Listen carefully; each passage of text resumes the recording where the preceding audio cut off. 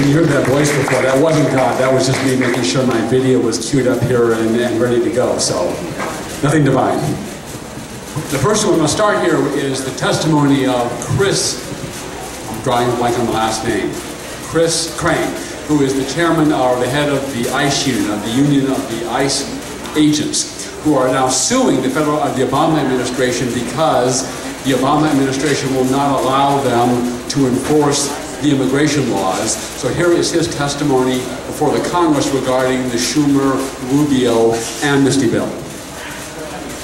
This legislation only guarantees legal status for illegal aliens. It contains no promise of solving our nation's immigration problems, no guarantee of stronger enforcement on our nation's interior or its borders. It ignores the problems that have doomed our current immigration system to failure. I testify today without having the opportunity to read this bill in its entirety, as the Gang of Eight's rush to pass this bill denies their fellow Americans the time and means of effectively studying the bill and adding input. This legislation was crafted behind closed doors with big business, big unions, and groups representing illegal aliens. Groups with their own interests, groups that stand to make millions from this legislation. Anyone with a significantly different opinion on immigration reform was prohibited by the Gang of Eight from having input. Lawmaking in our nation has indeed taken a strange twist as senators invite illegal aliens to testify before Congress and groups representing the interests of illegal aliens are brought into the development of our nation's laws, but American citizens working as law enforcement officers within our nation's broken immigration system are purposely excluded from the process and prohibited from providing input. Last week, desperate to be heard, border sheriffs, interior sheriffs, deputies, and immigration agents all came to Washington, D.C. with the hope that the Gang of Eight would hear their concerns. They held 2 meetings on 2 separate days. Not one member of the Gang of Eight attended. Last week, when I respectfully asked a question of the Gang of Eight at their press conference, I was escorted out by police and Senate staff. I was spoken to with anger and disrespect. Never before have I seen such contempt for law enforcement officers as what I've seen from the Gang of Eight. Suffice it to say, following the Boston terrorist attack, I was appalled to hear the Gang of Eight telling America that its legislation is what American law enforcement needs. Since 2008, President Obama has ignored many of the immigration laws enacted by Congress and has instead created his own immigration system that unlawfully provides protections for millions of illegal aliens. Of course, Congress has done nothing to stop the president, and I submit to everyone that America will never have an effective immigration system as long as presidents and their appointees are permitted to ignore the United States Congress and pick and choose the laws they will enforce and indeed enact their own laws without Congress through agency policy. This bill does nothing to address these problems. In fact, unbelievably, it gives far greater authority and control to the President and the Secretary of DHS. Exactly the opposite of what our country needs to create a consistent and effective immigration system. If the laws enacted by Congress are not enforced by the executive, America has no promise of future enforcement. That much is certain. Currently at ICE, immigration agents have filed a lawsuit against DHS and ICE because both have refused to enforce the immigration laws enacted by Congress. Agents cannot arrest individuals for entering the United States illegally or overstaying visas. Agents are prohibited from enforcing laws regarding fraudulent documents and identity theft. Agents are not permitted to arrest public charges. Agents are forced to apply the Obama Dream Act not to children in schools, but to adult inmates in jails, releasing criminals back into communities, criminals who have committed felonies, who have assaulted officers, and who prey on children. At an alarming rate, ICE deportation numbers have plummeted since 2008, evidence that interior enforcement has in large part been shut down, contrary to reports by presidential appointees at ICE and DHS. In closing, my initial impression of this bill thus far is that in large part it appears to have a lot of loopholes. Everything from gang activity to arrest records to criminal backgrounds and fraudulent activities at many levels are acceptable or waiverable under this bill. The entry-exit system doesn't even utilize biometrics, making it ineffective yesterday. We already know that aliens are engaged in illegal activities that will bypass this system. At a time when Congress is proposing legalization for millions, I think Americans expected a stronger enforcement across the board that would prevent another wave of illegal immigration. Unfortunately, in terms of enforcement and providing for public safety, I think this bill is going to fall short in terms of legalization and eventual citizenship for 11 million illegal aliens. I think its success is guaranteed. Thank you, and that concludes my testimony.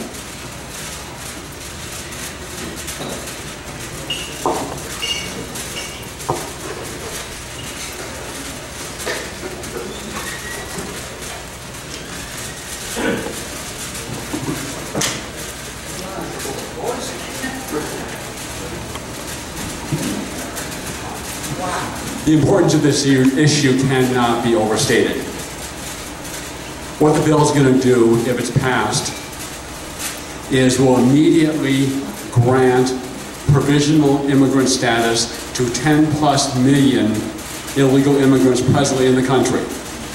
They can work, and while they're not technically able to draw federal benefits for 10 years, because they're lawfully in the country, that will qualify them for state and local welfare benefits immediately.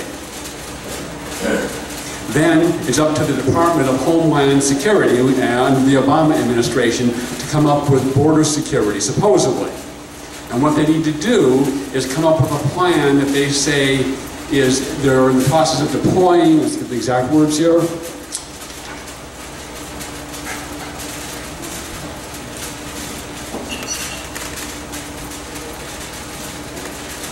After 5 years, they have to certify that they have a strategy that is substantially deployed in, quote, high-risk areas, that there's an employment verification system, and there is an entry-exit to make sure that if someone comes in, they go out at air and seaports, but not land ports. And as Mr. Crane said, without biometrics on the entry and exit, it's ineffective. And what many people do not understand is that about 40% of illegal immigrants actually entered the country legally. So once DHS certifies they've met their own standards, then that starts the 11 million get green cards, and after 10 years, they get to apply for citizenship. So all illegal immigrants that are in the country as of 2012, when this law passed, they're here, they get amnesty. They're on the track to amnesty. That is guaranteed. Enforcement and stopping the flow of new illegal immigrants is not.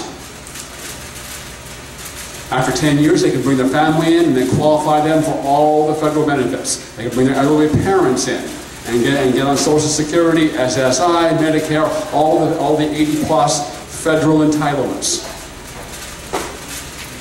In addition to the 11 million illegal immigrants under the bill will give another in the first 10 years, will give another 22 million work permits to additional foreigners to bring them into the country. The best decade the country has ever had produced 20 million jobs.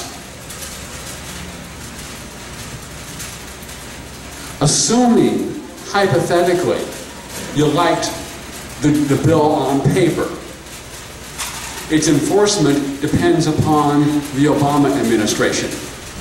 As we've seen, they will ignore expressly laws whenever they please. And if not expressly ignoring the laws, they will be lax and lenient in deciding who qualifies. Yeah, I've been here for, I've been here, I qualify. Oh, good enough for me. So the whole enforcement mechanism depends on trusting the Obama administration. Other little things in there, and you go through some of the fine print, is after 5 years, if DHS hasn't secured the border, the consequence of that is they'll appoint a government commission to come up with a plan to secure the border. And if they don't do it, they'll give it back to DHS to work on the problem again. Well, supposedly the illegal immigrants have to pay their taxes. That only applies if they have filed tax returns and owe some tax liability. If they never filed tax returns, then they don't have to pay anything. To get their original, you don't have to pay any tax liability. To get their original status, $500. To get their green cards, just another $1,500. With 23 million Americans out of work looking for full-time employment, with record budget deficits and debt, it is bad for America to bring in, never mind 33 million more, 11 million more people and add them to the legal workforce or fully qualified for all entitlements of the welfare state. Beyond that, it is unfair to every legal immigrant who has followed the rules, waited their turn to come here legally.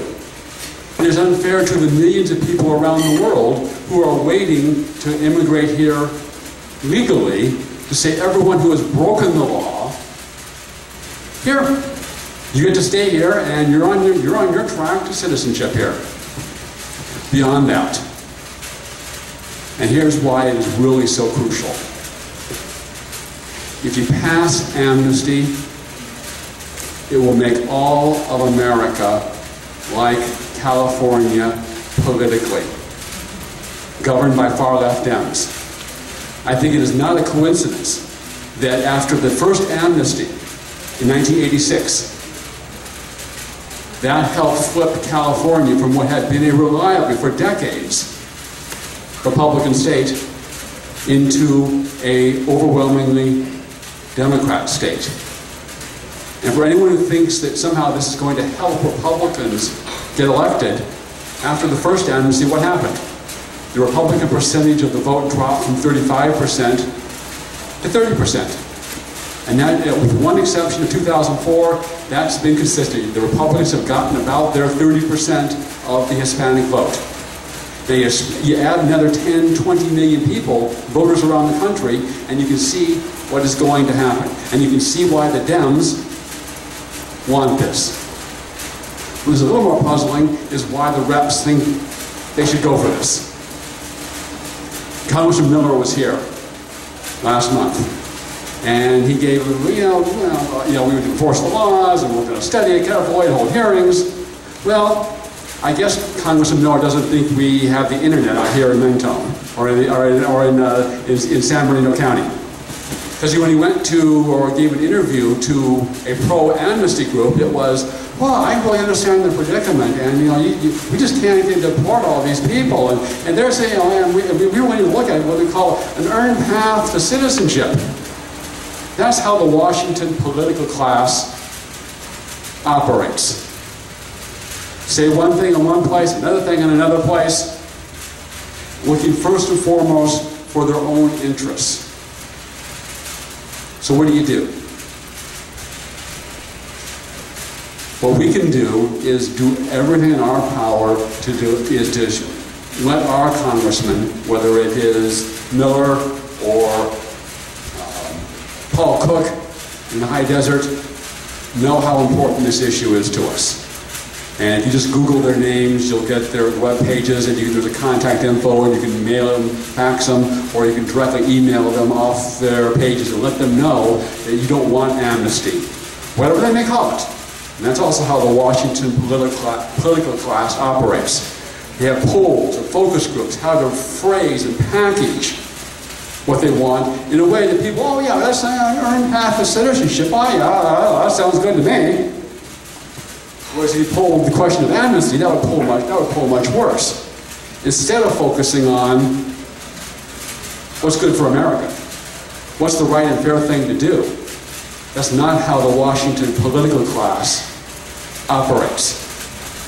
And if they cannot be made to see the light, then we have to make them feel the heat. Because that's, more than anything else, they want to get reelected. And they have to know that this is a fundamental, foundational survival issue. Because without it, you're going to have presidents like Obama as far as the eye can see.